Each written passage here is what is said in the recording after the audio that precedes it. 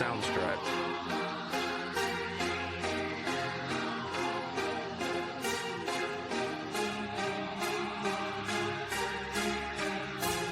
Soundstripe.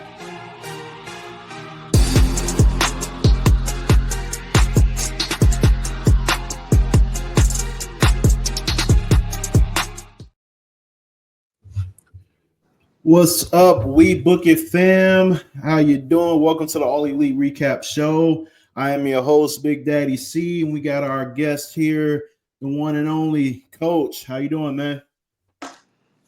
Good evening, everybody, and thank you for having me on. Glad I could help you out with this show, because you can't do it by yourself. You need a team. That's right. Everybody can't be Virgil and go solo, man. Right. Got to work our way up to that type of skill.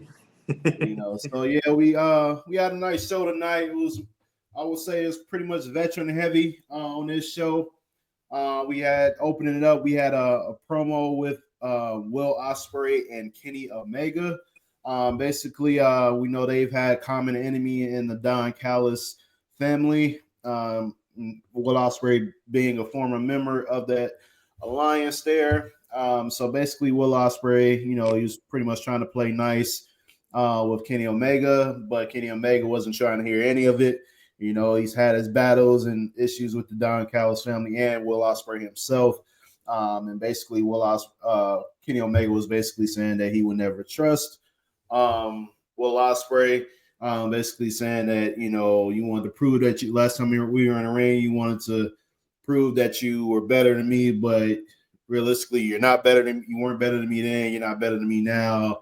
And so there's pretty much a heated back and forth between the two. Eventually, Don Callis would come out and interrupt, and Omega instantly started going after Don Callis. But of course, Takeshita and Kyle Fletcher would come to save the day for Callis and started battering up Will Ospreay and Omega. When things start to turn around for Omega and Ospreay, here comes Lance Archer and Brian Cage to uneven the odds.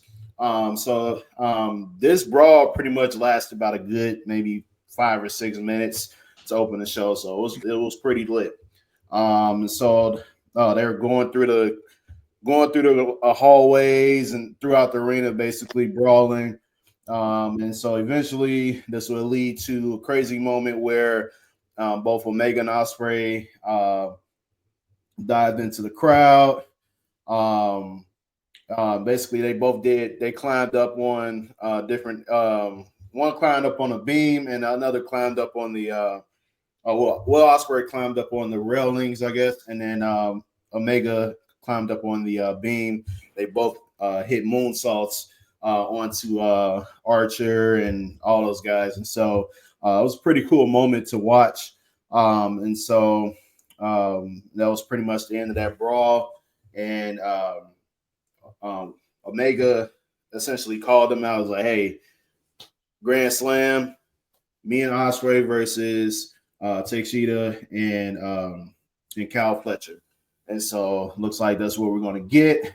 So, Coach, what did you think of this crazy opening to Dynamite? I mean, you couldn't have scripted it any better, honestly. Yeah. I thought that was perfect. I guess my one little critique about it is how quickly Ospreay and Omega kind of forgave each other or forgot about their rivalry. But, I mean, you can overlook that when you're going to get this kind of action in the tag team match that you're going to get at a Grand Slam. I mean, it's fine. It's totally fine to ignore a storyline in this case. And to touch on that, you can honestly see, wow, Kenny Omega, when he went outside the ring to go at Don Callis and he was getting jumped, you can literally see Will Ospreay in the ring, like hesitating, like fighting the urge, like he was fighting against it, like he didn't want to go because he basically just told him, like Kenny Omega told him, "I don't need your help." Like, well, I'm not trying to help you. And then it's like, all right, this dude just said he's not gonna help me, so why should I help him? Mm-hmm. But he ended up doing it anyway because it's like, hey, we got a common enemy. If we don't, like, I'm trying to get to a certain goal. I'm trying to get to the AEW championship. and go against, Moxley and the crew, that's a whole different battle in itself. But you got Don Callis family getting in the way every single time. So it's like, I can't fight these dudes by myself. So it's like, all right, I need to prove to Kenny Omega that he can trust me. So I need to help him in order to help myself in the long run. So like you can see that there was like some tension there, some like doubt. Like he didn't want to help him, but eventually he knew it was the right thing to do. Very true. Very true. So yeah, I know it was a little bit too quick to do it, but I think in terms of this type of situation, it's almost like, all right, look, we got to get these dudes out the way, and then we can turn our focus on each other and get part 3 going.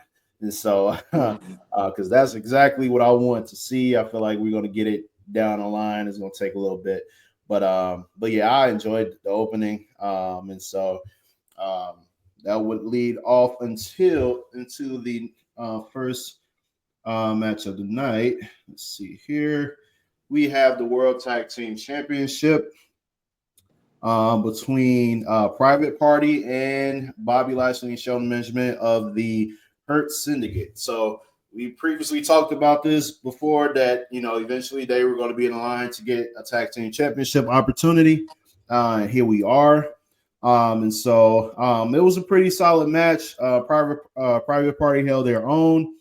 Isaiah Cassidy and Mark Quinn, they fought hard as tag team champions. You expect them to fight hard, not get squashed. But Shelton Benjamin and Bobby Lashley, they're a pair that is to be reckoned with. Bobby Lashley pretty much hit a pair of spears to seal the win, and the titles are now in the hands of the Hurt Syndicate. Let's see here. So I thought with this, before I let you go, Coach, I thought with this, like, while I showed that the veterans look dominant, they still made Private Party look great in their final effort with the goal, which is what you want. You don't want to bury your, previous champions. Like you want to give them a good send off, and I think that's exactly what happened. So, what did you think of this match? Yeah, I thought it was a really good match. Like you said, I'm glad that they didn't make it a squash match for Private Party. The one thing it kind of stung when they lost, even though I knew they were going to, is they never really got a chance to build off their momentum after they won the tag team gold. I mean, they had 2 title defenses in 3 months, and it's nothing of their fault. That's just bad booking there. But if we're talking about Bobby Lashley and the Hurt Syndicate and Shelton Benjamin, I mean, it was only a matter of time before they got some kind of gold around their waist. So I'm happy that they made Private Party look good in a loss, but it still felt like there was a missed opportunity, if you know what I mean. Yeah, I feel you on that. And to be honest, they, despite that, they've come a long way. Because I remember, like early on in the AEW, like they were pretty much Matt Hardy's lackeys, and just hanging around them. They had their own little crew together, and them and Jeff Hardy, and so like they've come a long way since Matt and Jeff left to go to TNA, and so it's nice to see them have a nice little run with the tag team championship, a few defenses here and there, but it's one of those situations where if you don't have much to do with a certain group, it's pretty much best to take the titles off of them, especially when you have upcoming dominant tag team like the Hurt Syndicate coming up. And so you want to try to get that dominant tag team in, fast as possible, so that way it can open up the doors for like more rivalries, good rivalries for them in the long run. And so yeah, I enjoyed it. Moving on, let's see here.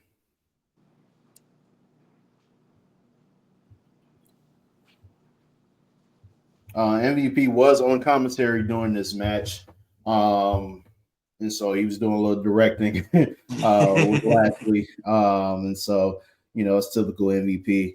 And so next up we have let's see, we had a promo with let's see here. We had Jeff Jarrett come out. He's basically apologizing for getting in the gutter with MJF.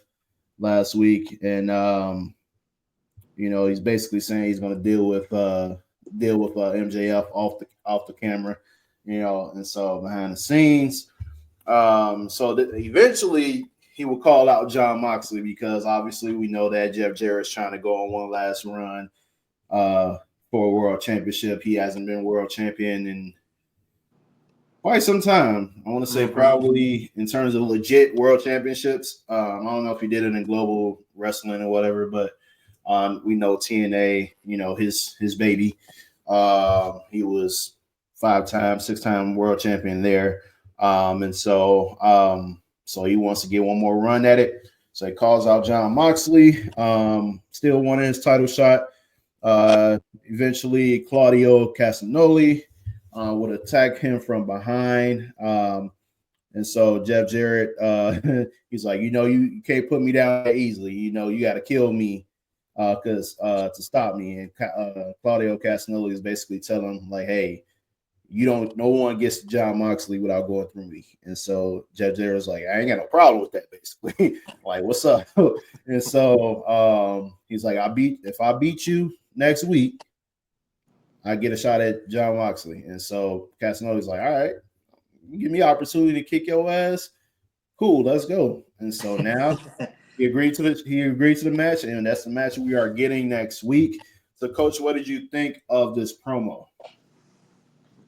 I guess it didn't really hit home too much for me.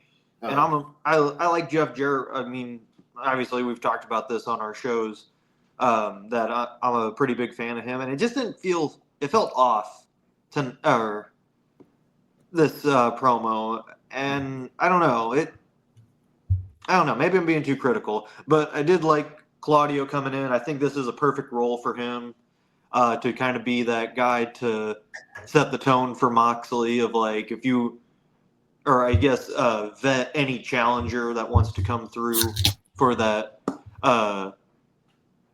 title, I guess, if you want to look at it. So I thought that was a nice little take on it, but I don't know. It just felt like something was off with the promo. Yeah. Yeah, I think, obviously, like with, every legend is going to lose a step in something, as they get older. And we know Jeff Jarrett used to be one of the best on the mic, especially during his TNA days and his WCW and early WWF days during the Attitude Era. He was among the best. But I think, I think as he actually once he like officially gets into like the rivalry with Jon Moxley, where it's starting to get really into the trenches, I think that's when you're going to start seeing things pick up. I think right now it hasn't gotten a chance to really develop yet. Like he's chasing Moxley, so he has to go through different avenues just to get to him. And so once I feel like he actually gets to him, once he beats Claudio Castagnoli, then I feel like now we're going to start picking things up into overdrive, and now we're about to get some good promos and all this other stuff. And so I would just say give it about another week or two. I think it'll be kicked into another gear. So moving on, let's see here. After this, you have Mariah May gives a pre-tape warning to Toni Storm ahead of their meeting next week. Storm would respond in an interview, but was quickly interrupted by Harley Cameron. They essentially went full Australian as they considered heading back home for Grand Slam. And so let's see here. AEW will eventually air a hype video for Megan Bayne, promising that this was the only beginning of her career. It was only the beginning of her career with the company. And next up, we have Swerve Strickland versus AR Fox. If you know anything about these two guys, they used to be former partners. And so during this match, it was pretty solid back and forth. AR held his own. It was a little distraction from Mr. Ricochet, and but eventually Swerve would get things back rolling with a house call and a swerve stomp for the win. Ricochet would interrupt the celebration and threaten Nana with the scissors. And Ricochet promised that he would speak his mind next week. So what did you think of this match and the aftermath? Well, any match with Swerve, I always think it's a great match. Yeah. I did, sometimes the interference distractions on the outside that's kind of an overplayed trope in wrestling. Right. But if it's done right, yeah, it's effective. And I think last night was one of those nights where it was an effective one. Like, mainly because it made Fox look pretty strong too, because he almost got the roll-up victory. Mm-hmm. And he still showed how well he is in the ring, because he hasn't been used a whole lot in AEW recently. So I hope this is a sign for him to get more matches going on, because I really thought him and Swerve put on a really solid match. And the fact that they showed each other respect at the end says a lot about Fox, in my opinion. And I just hope that it keeps going forward for him. As for Ricochet and Swerve, I'm just ready for Swerve to make him bleed. Yeah, it's definitely time for that to happen. Like, man, like, Ricochet. It's weird, man. Like when someone has been a babyface for so long, especially in another company, and you try to make them heel, it's a really tough goal, because it can be hit or miss, and if it misses, it misses drastically. Mm-hmm. As we saw with Cody Rhodes in his last few months, or his last year or so in AEW. He's trying to be heel, and everyone wanted him to be heel. And it just didn't work out, and so I'm definitely sure it'll work out in WWE, because Triple H, he finds a way. So, especially when it comes to heel turns. But I think with Ricochet, I feel like he just needs to align himself with the right people to get things rolling. Somebody like almost like how Paul Heyman deal with Roman Reigns with the whole right. Yeah, with the tribal chief. Like he needs somebody to he needs a manager to help get him to where he wants to be. And obviously his current gimmick ain't really working to me. So I think he needs to switch it up a bit. We'll see what happens down the line with Ricochet. Moving on, let's see here. After this match, Swerve and Fox did show each other respect. Basically showing that they still have that friendship there. I know they had some issues not too long ago, but seems like things are now good between the two. And so next up, we have Heyman Adam Page versus a local competitor, aka Jobber. And during this, as the match was getting ready to get started, you had the local competitor out there waiting for Hangman Adam Page.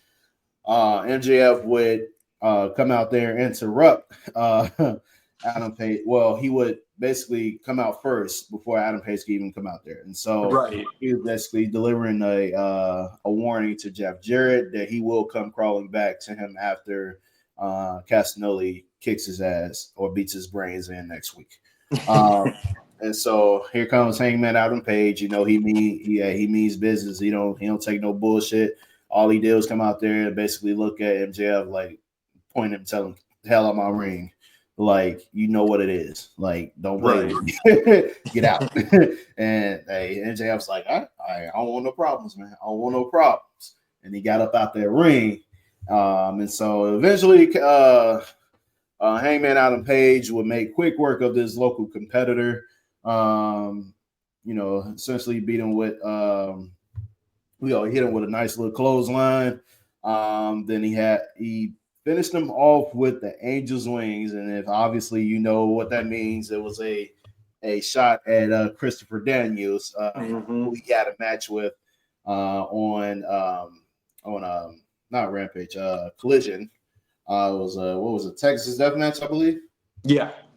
And so I need to go back and watch that match. Honestly, I need to see what happened because Christopher Daniels would eventually come out with a neck brace, right? Telling him that he's never going to wrestle again after their match on Collision. So, it was a very interesting moment between the two, and you can see that Hangman kind of felt like some type of like a little bit of remorse on his face after hearing that.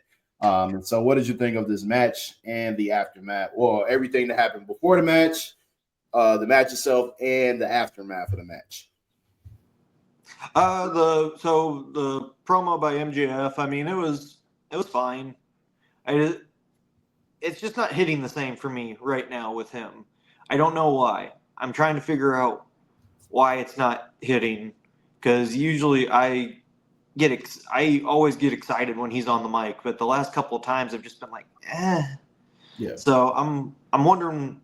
I've got to do some soul searching for myself here on why I'm not into it as much. As for Hangman Page, I love his character.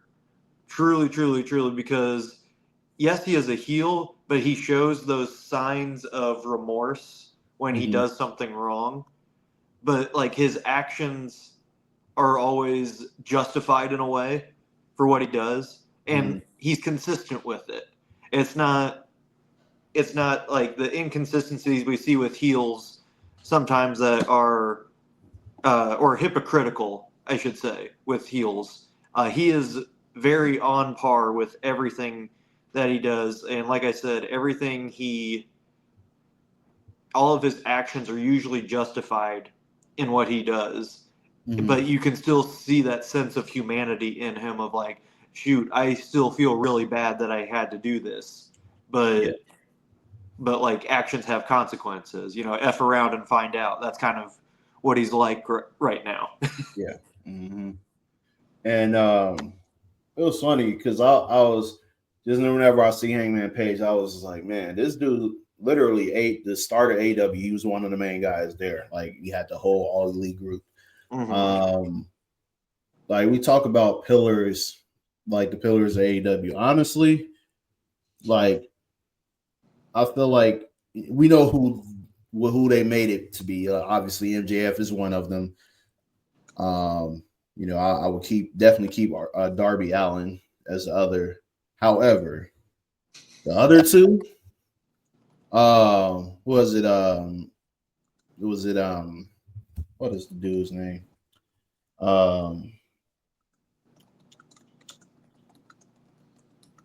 Jungle Boy. He was Jungle Boy. Jack Perry.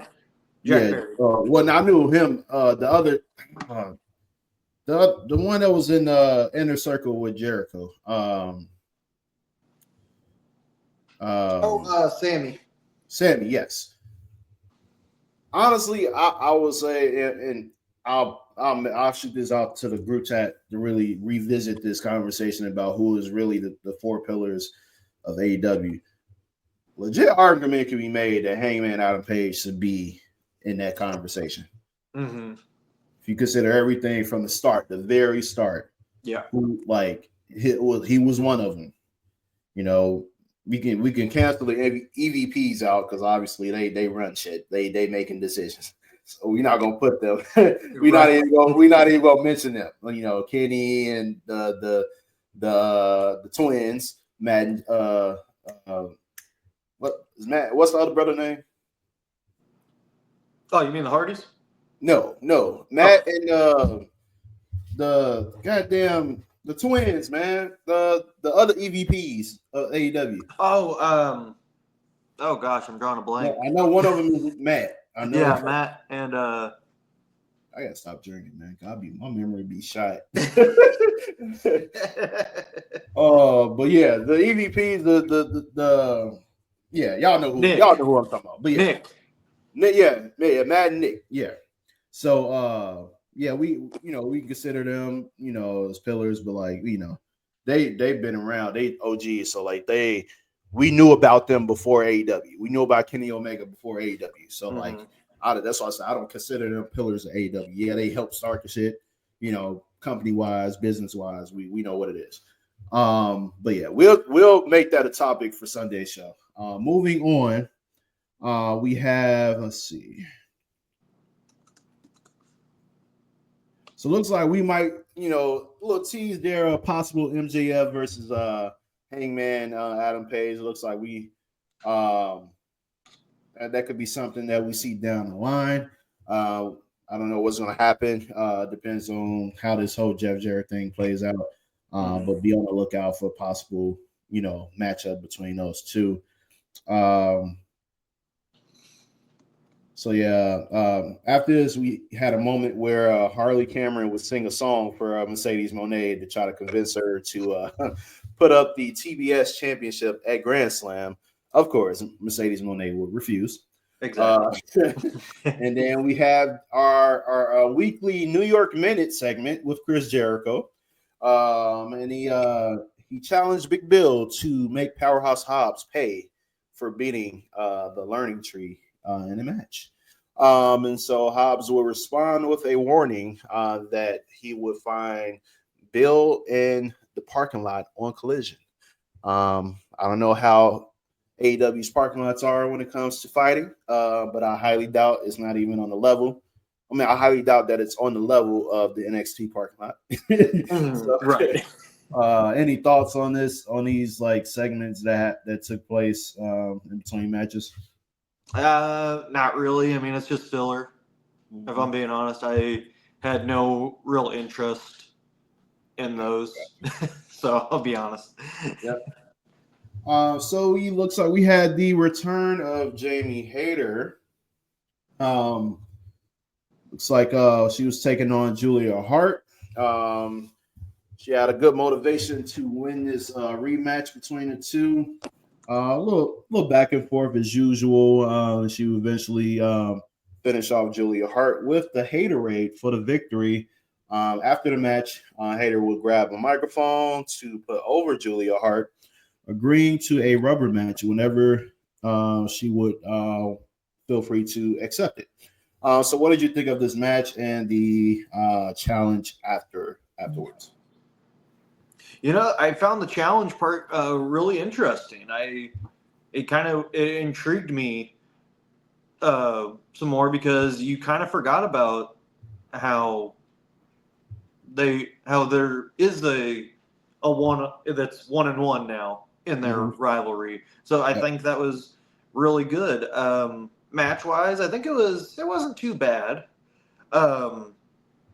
If you did notice though, Julia Hart's entrance, it wasn't the house always wins, it's now the heart always wins. So I found that very interesting, especially with the House of Black kind of moving on. Don't mean to cut you off. You're fine. I messed up when I said the return of Jamie Hayter. I meant because on the video saying the Dark Princess has returned, and so I was like, that's definitely not Jamie Hayter. I was like, Julia Hart is the Dark Princess, considering she was with that group. Yeah. So the return of Julia Hart. So I do apologize for that, people. But yeah, so the return of Julia Hart against Jamie Hayter. But yeah, so but no, what were you saying, Coach?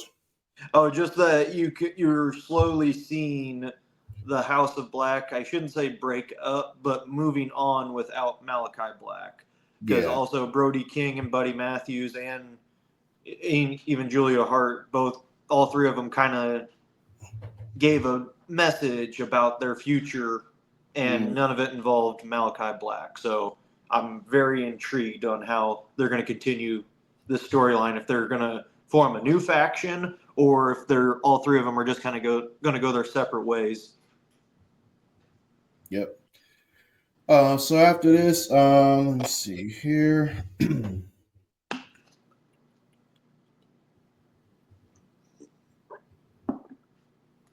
So next up, we will have the Rated R Superstar Cope on this show, we will call him Edge, Yes, the we Rated will. R Superstar Edge.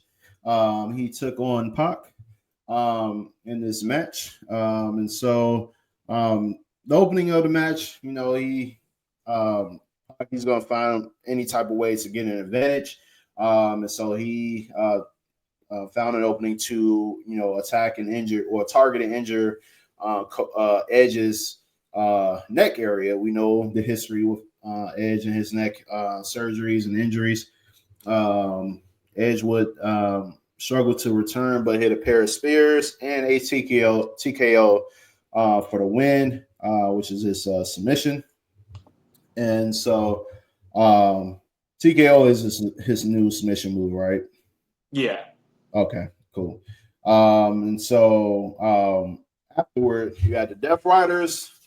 They do what they do. They will reveal that they attacked the Rock and Roll Express in the back and then tied up FTR. So it looked like Edge would have no help. And so they tried to head to the ring to Death Riders headed to the ring slowly, as usual, and attacked Edge. And then look, and out of nowhere, here comes Jay White, the last person you think will come out to help Edge. He comes out to make the save, and he eventually will get laid out as well. And as White was being held down, Jon Moxley choked out Edge with the Bulldog choke until he passed out.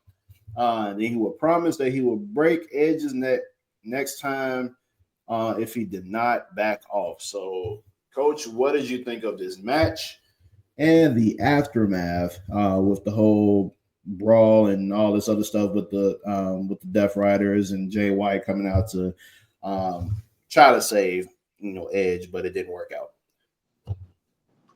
Yeah, Jay White coming out. Who would have thought? Who would have thought? Right. Right. I think that's a good surprise booking that AEW I think can really build off of going forward this year, and I think they're starting to. I just hope they lean into that more. As for the match, not bad. Got to give credit to Edge because he was selling the heck out of that neck injury, and I mean you can't go wrong with that. Everyone.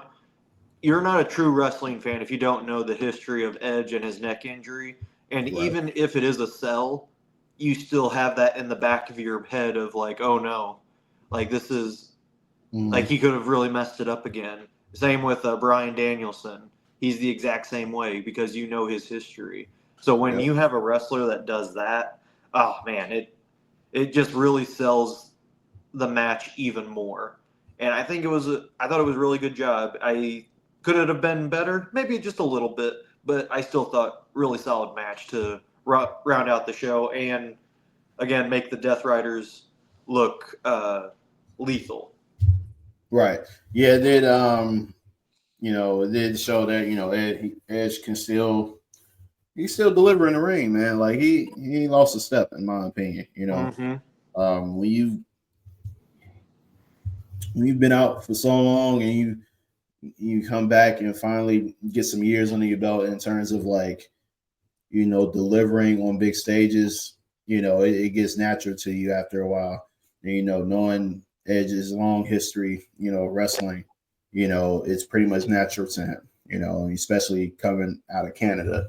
You know, it's in his blood, wrestling in his blood. We know Canadians, it's in their blood. Wrestling, that's what it is. And so, and knowing the people that he trained with upon his return to pro wrestling, you know, it's definitely been beneficial to him. And I did like to see the Death Riders finally get some momentum back, being that fierce, dominant, you know, faction. And so, so yeah, it felt like a little reset for the group. So that was, let me see here. That was the main event of the night. And so, Coach, what did you think of the show overall? What would you give it? What grade would you give it? You know, I'm going to give it a solid B+. I think there were some really good moments, but then there were some moments that kind of fell flat. But I think the really good moments outweighed the flat parts, if that makes sense. So I think when you look at main storyline wise, it was great. I think they did a tremendous job there. Match quality was very solid. It just what was preventing that was the little lulls we had of those backstage promos. They just didn't quite hit like they could have. But overall, I thought a really good Dynamite. Yeah, I think when you just have some of the basic shows where like there's really no high emphasis on anything in regards to like championships, I think that's where it kind of gets kind of rocky with like just the overall show in general. I think when they do those little mini pay-per-view-esque shows on certain weeks, I think that's when they have better turnouts. And then obviously, you got Collision. But I feel like they use that to showcase more talent that doesn't get showcased on Dynamite. I think there's still a lot of room and improvement for consistency with AEW and booking.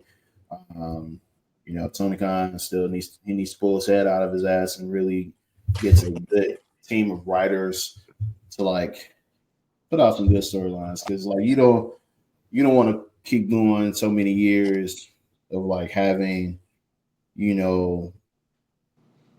like unsustainable storylines, like to where people get bored of the storylines quickly. Right. So I think it's lots of work on in that regard. So yeah, I'll also give it a B plus. Like I said early on, this was a veteran heavy show. Everyone I feel like delivered, top guys, especially with Kenny Omega and Will Ospreay. And the whole Don Callis family situation. I think with all these rivalries and everything happening, I think leaves you wanting to tune in, to see what's going on. So good show. I think they'll have as they get close to the Grand Slam, I think we'll start to get some better quality shows over the next week or two. And so that has been the recap of the All Elite of the AEW Dynamite show from yesterday. So thanks for everyone who tuned in who's going to tune in to watch this. After we upload it, continue to like, share, and subscribe to the podcast. We're on all social media platforms: Facebook, Instagram, X or Twitter, whatever you want to call it. TikTok. I forgot Mike's page. But also, now that we're here, now that speaking of TikTok, with it being back, short death. I recently just started a new page on TikTok called the We Book It Boys Network. So essentially, what I'm planning to do is kind of create a whole new avenue of like content creating that's aside from our actual podcast. So where we can do like skits, like wrestling related skits, putting out memes and all this other stuff, having live reactions. So if I'm watching a pay-per-view and I'm reacting to anything that's happening in WWE, AEW, TNA, whatever it is, like, or if any guys are watching reactions, we have them record something live and then we'll post it to our page. And so we'll be providing all of that kind of content to you on that page. So I actually did a little skit. Basically, it's called, imagine if there was a attitude or a promo package for a black father-son feud, which we've never had in like history, at least in WWE. So nice little something to kick it off. I wish the quality could have been a little bit better. But yeah, I thought it was pretty cool after I finished it. But yeah, this is just a little taste of what we're going to bring to you. We'll all be contributing to the page. So me, Coach, Fritos, Mike, also anybody that feel like they want to, like I said, it's the We Book It Boys Network. So we're bringing everything. Everyone's contributing in some form and fashion. So stay tuned for more content in that regard. So we won't hold you long. That has been the show. I am your host, Big Daddy C, and this is my guest, Coach. Thanks for joining us, man. And so we will catch you guys tomorrow, I believe. I hope Fritos. Yeah, I think Fritos will be on. I think I'll be on too. Well, no, I actually won't. I'll be busy. But yeah, so yeah, catch you guys tomorrow for the recap show for SmackDown. And so catch y'all tomorrow. They'll catch y'all tomorrow. Peace.